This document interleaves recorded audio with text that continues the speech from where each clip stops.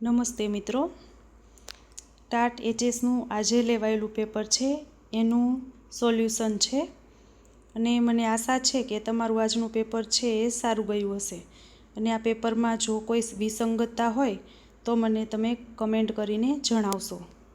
હવે આપણે paper solution જોઈએ તો 101મો પ્રશ્ન છે, ભારતમાં પંચાયતી રાજ માટે 73મો બંધારણીય સુધારો ક્યારે અમલમાં આવ્યો? જવાબ આવશે એ 24 એપ્રિલ 1993। ત્યાર પછી બીજો પ્રશ્ન છે 102મો, ગ્રામ પંચાયતમાં સમાધાન પંચમાં કેટલા સ્થાયી સભ્યો હોય છે?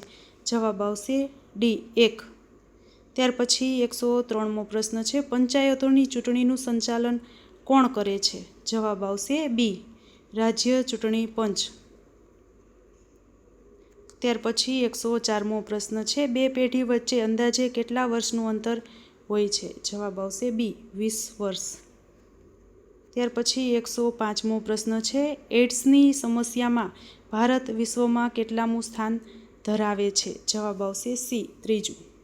ત્યાર પછી 106મો પ્રશ્ન છે, સમાજશાસ્ત્રીઓના અધ્યયન માટે નીચેના પૈકી સૌથી અસરકારક પદ્ધતિ કઈ છે? તો જવાબ આવશે ડી જીવન ચરિત્ર। ત્યાર પછી 107મો પ્રશ્ન છે, માઇક્રો ટીચિંગમાં કેટલા તબક્કાઓને આધારે શિક્ષણ કાર્ય કરવામાં આવે છે? જવાબ આવશે એ 5। ત્યાર પછી 108મો પ્રશ્ન છે, સારા એકમ આયોજનમાં શું જોવા મળે છે? જવાબ આવશે બી સ્પષ્ટ હેતુઓ। ત્યાર પછી 109મો પ્રશ્ન છે, જૂથ અધ્યયન પદ્ધતિમાં કોને લાભ મળે છે? જવાબ આવશે ડી વિવિધ શિક્ષકોનો લાભ મળે છે। ત્યાર પછી 110મો પ્રશ્ન છે, વર્ગખંડમાં કેવા પ્રકારના પ્રશ્નો પૂછવાનું ટાળવું જોઈએ? જવાબ આવશે સી હા નામાં ઉત્તર મળે તેવા। ત્યાર પછી 111મો પ્રશ્ન છે, એકમ પાઠ આયોજન માટેની પંચપદી પદ્ધતિ વિકસાવનાર કોણ હતા? જવાબ આવશે સી હર્બટ। ત્યાર પછી 112મો પ્રશ્ન છે, વિષયાભિમુખ કૌશલ્યના ઇચ્છિત ઘટકોમાં કયા ઘટકોનો સમાવેશ ના થઈ શકે? જવાબ આવશે બી કૃત્રિમ રીતે મથાળું કઢાવવું। ત્યાર પછી 113મો પ્રશ્ન છે, વર્ગખંડમાં શિક્ષણને જીવંત રાખવામાં મહત્વની ભૂમિકા કયા કૌશલ્યમાં જોવા મળે છે? જવાબ આવશે એ પ્રશ્ન પ્રવાહિતા કૌશલ્ય। ત્યાર પછી 114મો પ્રશ્ન છે, વર્ગખંડમાં વિદ્યાર્થીનું ધ્યાન કેન્દ્રિત કરી તેને સાતત્યપૂર્ણ ટકાવી રાખવા માટે શિક્ષકના વર્તન ધરાવવામાં કૌશલ્યને શું કહે છે? એમાં જવાબ આવશે સી ઉત્તેજના પરિવર્તન કૌશલ્ય। ત્યાર પછી 115મો પ્રશ્ન છે, જે કંઈ ભણાવવાનું છે અને શીખવવાનું છે તેની વ્યવસ્થિત ગોઠવણી એટલે બી અભ્યાસક્રમ। ત્યાર પછી 116મો પ્રશ્ન છે, ભારતમાં મોબાઈલ સેવાનો પ્રારંભ ક્યારથી થયો? જવાબ આવશે બી 15 ઓગસ્ટ 1995। ત્યાર પછી 117મો પ્રશ્ન છે, ગુજરાત સરકારની શૈક્ષણિક ચેનલનું નામ આપો। જવાબ છે ડી બાયસેગ 16। ત્યાર પછી 118મો પ્રશ્ન છે, ગુજરાતમાં સુધારાવાદી આંદોલન માટે કોનું નામ જાણીતું છે? જવાબ આવશે બી કવિ નર્મદ। 119મો પ્રશ્ન છે, ભારતના વડાપ્રધાન માનનીય શ્રી નરેન્દ્રભાઈ મોદી દ્વારા સ્વચ્છતા અભિયાનનો આરંભ ક્યારે થયો? જવાબ આવશે બી 2 ઓક્ટોબર 2014। ત્યાર પછી 120મો પ્રશ્ન છે, કયા આંદોલનનો હેતુ જે તે પરિસ્થિતિને જેમ છે એમ ટકાવી રાખવાનો છે? જવાબ આવશે ડી પ્રતિરોધાત્મક। ત્યાર પછી 121મો પ્રશ્ન છે, 4 લાખની વસ્તી સુધી જિલ્લા પંચાયત ખાલી જગ્યા સભ્યોની બનેલી હોય છે? જવાબ આવશે બી 17। ત્યાર પછી 122મો પ્રશ્ન છે, જે રાજ્યમાં બાળ કાયદાઓ અમલમાં નથી તેવા રાજ્યમાં 1800ની જગ્યાએ 1987 આવશે. 1987માં રિફોર્મેટરી સ્કૂલ એક્ટની જોગવાઈ અનુસાર કેવી શાળાઓની સ્થાપના કરવામાં આવે છે? તો જવાબ આવશે એ, સુધાર શાળાઓ. ત્યાર પછી 123મો પ્રશ્ન છે, યુવાન શબ્દ કેટલા વર્ષની વ્યક્તિઓ માટે પ્રયોજવામાં આવે છે? જવાબ છે સી, 15 થી 35. ત્યાર પછી ભારતનું કુલ ભૌગોલિક ક્ષેત્રફળ કેટલા ચોરસ કિલોમીટરનું છે? જવાબ આવશે બી, 32,87,263 ચોરસ કિલોમીટર. ત્યાર પછી 125મો પ્રશ્ન છે, ભારતના બંધારણની કઈ કલમ વ્યક્તિને પોતાનો ધર્મ સ્વતંત્ર રીતે પાળવાની છૂટ આપે છે? જવાબ આવશે બી, કલમ 25(1). ત્યાર પછી 126મો પ્રશ્ન છે, સ્ત્રીઓની સુરક્ષા માટે ગુજરાતમાં કઈ હેલ્પલાઇન કાર્યરત છે? જવાબ આવશે ડી, 181 અભયમ. ત્યાર પછી 127મો પ્રશ્ન છે, સ્ત્રી કલ્યાણલક્ષી મહિલા રાષ્ટ્રીય પંચ કાનૂન ક્યારે ઘડાયો? જવાબ આવશે એ, 1990. ત્યાર પછી 128મો પ્રશ્ન છે, સંસ્કૃતિકરણનો ખ્યાલ સૌ પ્રથમ કોણે આપ્યો છે? જવાબ છે એ, એમ.એન. શ્રીનિવાસે. ત્યાર પછી 129મો પ્રશ્ન છે, વિશ્લેષણાત્મક દ્રષ્ટિએ સામાજિક આંદોલનના કેટલા પ્રકાર દર્શાવી શકાય? જવાબ છે બી, 4. ત્યાર પછી 130મો પ્રશ્ન છે, ભારત સરકારે તમામ જાહેર સ્થળોમાં સ્વચ્છતા જળવાય તે માટે કેટલો સેસ લાગુ કર્યો છે? જવાબ આવશે બી, 0.5. ત્યાર પછી 131મો પ્રશ્ન છે, સંસ્કૃતિનું સમન્વયકરણ કઈ પ્રક્રિયાથી થાય છે? જવાબ આવશે સી, વૈશ્વિકીકરણ. ત્યાર પછી 132મો છે, પ્રેસ ટ્રસ્ટ ઓફ ઇન્ડિયાની સ્થાપના ક્યારે કરવામાં આવી? જવાબ આવશે એ, 1947.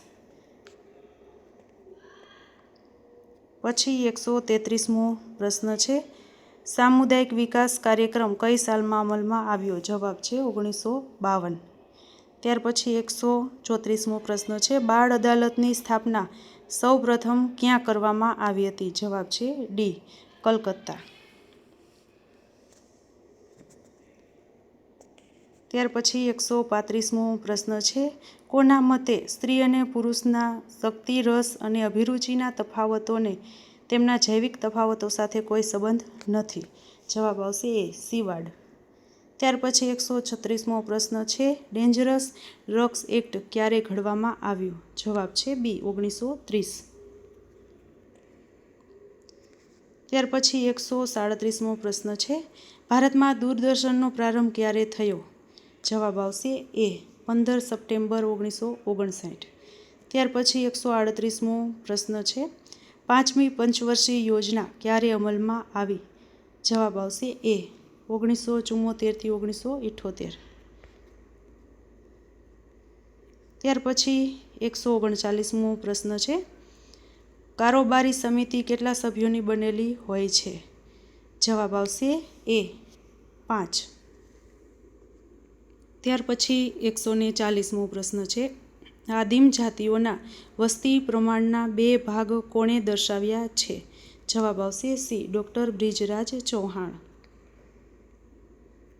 ત્યાર પછી 141મો પ્રશ્ન છે, પિઠોરાના ચિત્રો કે આદિવાસી સમુદાય સાથે સંકળાયેલી બાબત છે?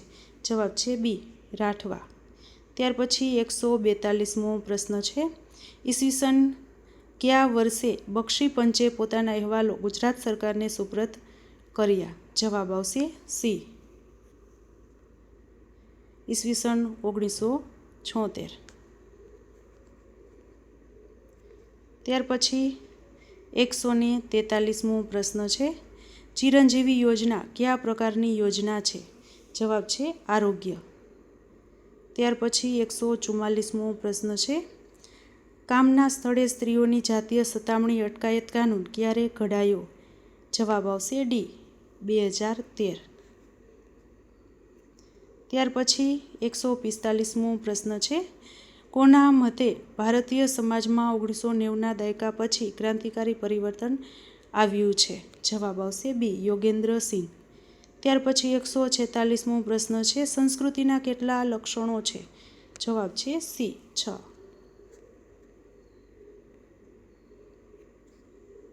ત્યાર પછી 147મો પ્રશ્ન છે, સામાજિક સંસ્થા એ કેવી કાર્યપ્રણાલી છે? જવાબ આવશે સી, પ્રસ્થાપિત. ત્યાર પછી 148મો પ્રશ્ન છે, કોઈપણ સામાજિક સંસ્થાને પોતાની ઓળખ પૂરી પાડવા માટે શેની જરૂર પડે છે? જવાબ આવશે એ, સાંસ્કૃતિક પ્રતીકો.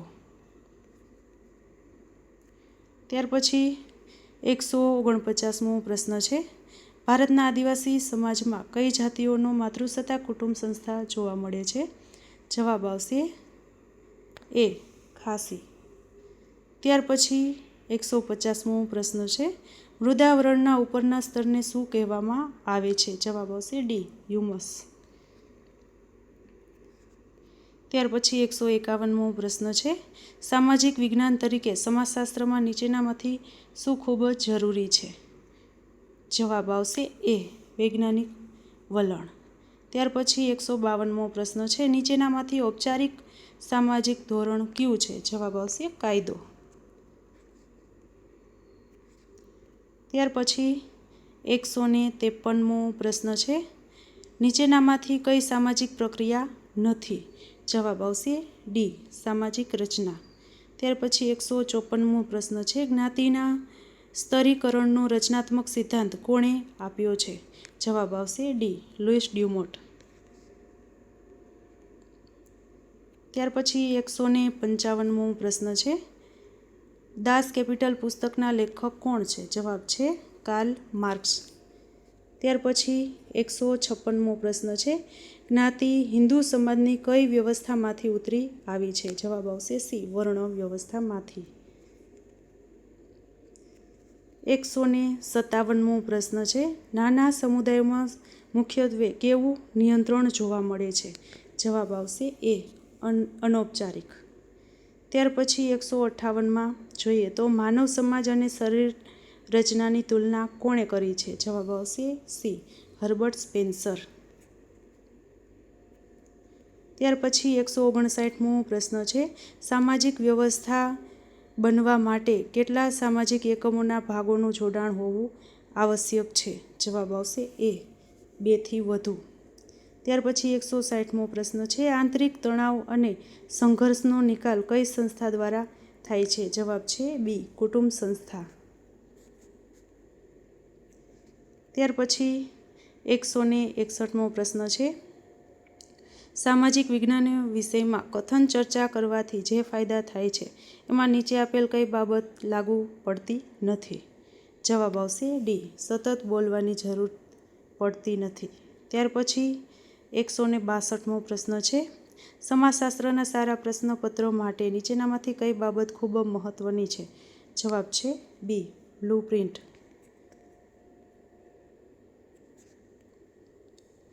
ત્યાર પછી 163મો પ્રશ્ન છે, વિષયના મુખ્ય વિચારો કે હકીકતો વચ્ચેના સંબંધને વ્યવસ્થિત દ્રશ્ય સ્વરૂપે જોવા માટે રેખાચિત્ર અને શબ્દના સમન્વયથી માધ્યમને શું કહે છે? તો જવાબ આવશે બી, ચાર્ટ્સ. ત્યાર પછી 164મો પ્રશ્ન છે, સામાજિક વિજ્ઞાન શિક્ષક સામાજિક વિજ્ઞાનની વિવિધ પદ્ધતિ વિશે જાણી શકે તે માટે શું જરૂરી છે? જવાબ છે બી, તાલીમ. ત્યાર પછી 165મો પ્રશ્ન છે કે નૈનાને સામાજિક વિજ્ઞાનમાં 60 ગુણ આવ્યા છે તો નૈના હોશિયાર, મધ્યમ કે નબળી વિદ્યાર્થીની કહેવાય એ બાબત નક્કી કરવાની પ્રક્રિયાને શું કહે છે? જવાબ આવશે સી, મૂલ્યાંકન. ત્યાર પછી 166મો પ્રશ્ન છે, સમાજશાસ્ત્રનો વિદ્યાર્થી જે વિસ્તારમાં વસતો હોય તે વિસ્તારની સામાજિક આર્થિક બાબતોનું સર્વેક્ષણ કરે છે તો તેને શું કહેવાય? જવાબ આવશે સી, સેમ્પલ સર્વેક્ષણ. ત્યાર પછી 167મો પ્રશ્ન છે, સમાજશાસ્ત્રના એકમમાં ભૂગોળના જ્ઞાનનો ઉપયોગ કરવો એટલે? જવાબ છે સી, અનુબંધ. 168મો પ્રશ્ન છે, સમસ્યાના સંભવિત કારણો પરથી શિક્ષક એ કારણો દૂર કરવા માટે જે ઉપાય વિચારે તે ક્રિયાત્મક સંશોધનનું કયું સોપાન છે? જવાબ આવશે ડી, ઉત્કલ્પના. ત્યાર પછી 169મો પ્રશ્ન છે. નીચેનામાંથી કઈ બાબત શિક્ષણ પદ્ધતિનું મહત્વ દર્શાવે છે? જવાબ છે ડી, ઉપરોક્ત તમામ. ત્યાર પછી 170મો પ્રશ્ન છે. કથન ચર્ચા પદ્ધતિમાં કોનું મહત્વ વધારે છે? જવાબ છે બી, વિદ્યાર્થીનું. ત્યાર પછી 171મો પ્રશ્ન છે. સામાજિક ક્રિયાનું મુખ્ય ચાલક બળ કયું છે? જવાબ છે બી, સ્વ. ત્યાર પછી 172મો પ્રશ્ન છે. સામાજિક ગતિશીલતાની પ્રક્રિયા શું સૂચવે છે? જવાબ આવશે બી, સ્થાન પરિવર્તન. 173મો પ્રશ્ન છે. માનવ સંસ્કૃતિના ઉદ્ગમ, વિકાસ અને પતનને કયા સ્વરૂપનું પરિવર્તન કહેવાય?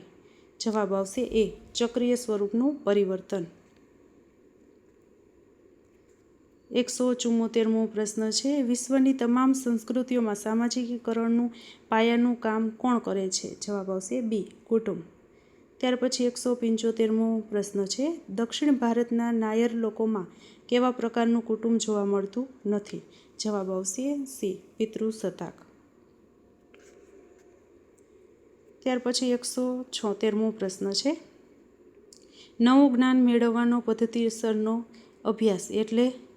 જવાબ આવશે બી, સંશોધન. ત્યાર પછી 177મો પ્રશ્ન છે.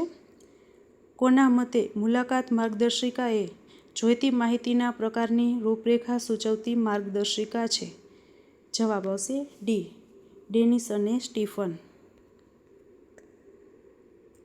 ત્યાર પછી 178મો પ્રશ્ન છે. કયા આવરણમાં કાર્બનિક અને અકાર્બનિક ઘટકો હોય છે? જવાબ છે એ, મૃદાવરણ. ત્યાર પછી 179મો પ્રશ્ન છે. 21મી સદીના અંત સુધીમાં વૈશ્વિક ઉષ્ણતામાં કેટલા સેલ્સિયસ સુધીની વૃદ્ધિ થઈ શકે છે? જવાબ આવશે સી, 1 થી 3 અંશ સેલ્સિયસ સુધીની. ત્યાર પછી 180મો પ્રશ્ન છે. વિશ્વ જળ દિન ક્યારે ઉજવવામાં આવે છે? જવાબ આવશે બી, 22 માર્ચ. ત્યાર પછી 181મો પ્રશ્ન છે. ભારતીય સંસ્કૃતિ એટલે માનવતા, સહિષ્ણુતા, વિશાળતા, એકતા, બિનસાંપ્રદાયિકતા અને સાતત્યના લક્ષણ ધરાવતી સંસ્કૃતિ છે.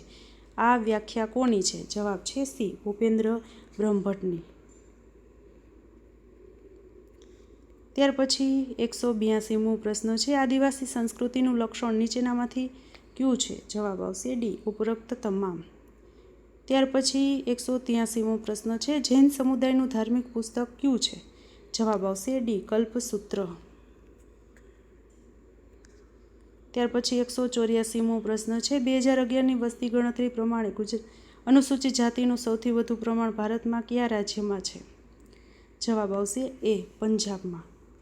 ત્યાર પછી 185મો પ્રશ્ન છે. સ્ત્રી સશક્તિકરણના લક્ષણો કોણે દર્શાવ્યા છે? જવાબ આવશે એ, ચંદ્રિકાબેન રાવલ. ત્યાર પછી 186મો પ્રશ્ન છે.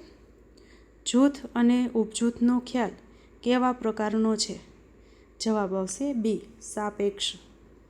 ત્યાર પછી 187મો પ્રશ્ન છે. ધ્યેય પ્રાપ્તિમાં અવરોધો પૈકી નીચેનામાંથી કઈ બાબત લાગુ પડતી નથી? જવાબ આવશે બી, સાંસ્કૃતિક પર્યાવરણ. ત્યાર પછી 188મો પ્રશ્ન છે.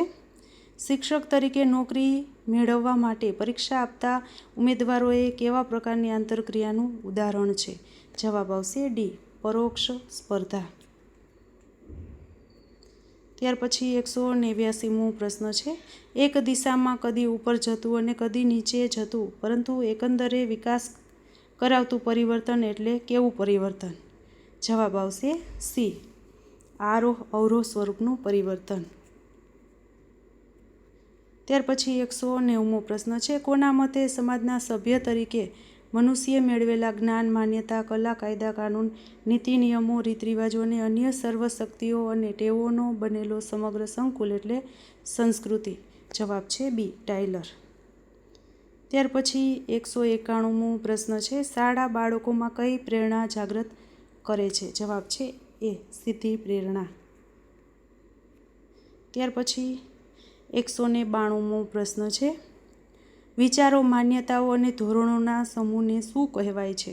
જવાબ આવશે બી વિચારસરણી. ત્યાર પછી 193મો પ્રશ્ન છે, હિન્દુ મેરેજ એક્ટ ક્યારે અમલમાં આવ્યો? જવાબ આવશે સી 1955.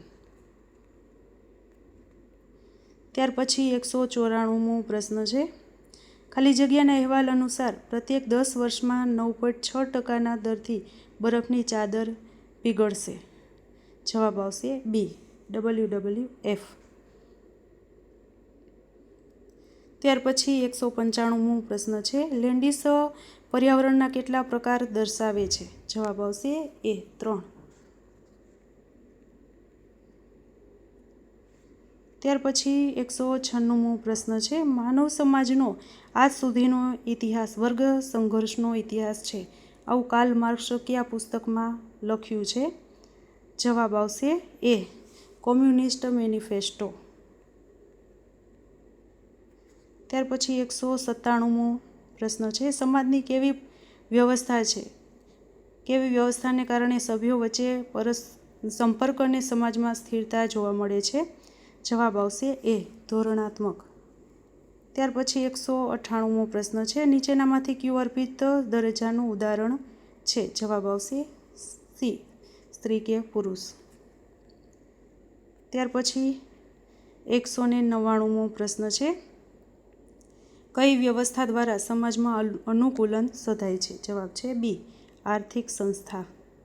ત્યાર પછી 200મો પ્રશ્ન છે, એક જ સ્થાન પરથી સમાન પ્રકારના બીજા સ્થાન પર સ્થળાંતર એટલે કઈ ગતિશીલતા? જવાબ આવશે એ આડી ગતિશીલતા. તો આ પ્રકારે તમારું પેપર છે પૂરું થાય છે. અને જો આમાં કોઈ પ્રશ્ન હોય તો મને કમેન્ટ કરીને જણાવજો. અને એ પણ કમેન્ટ કરીને જણાવજો કે તમારે એમાંથી કેટલા માર્ક્સ આવેલા છે. Thank you.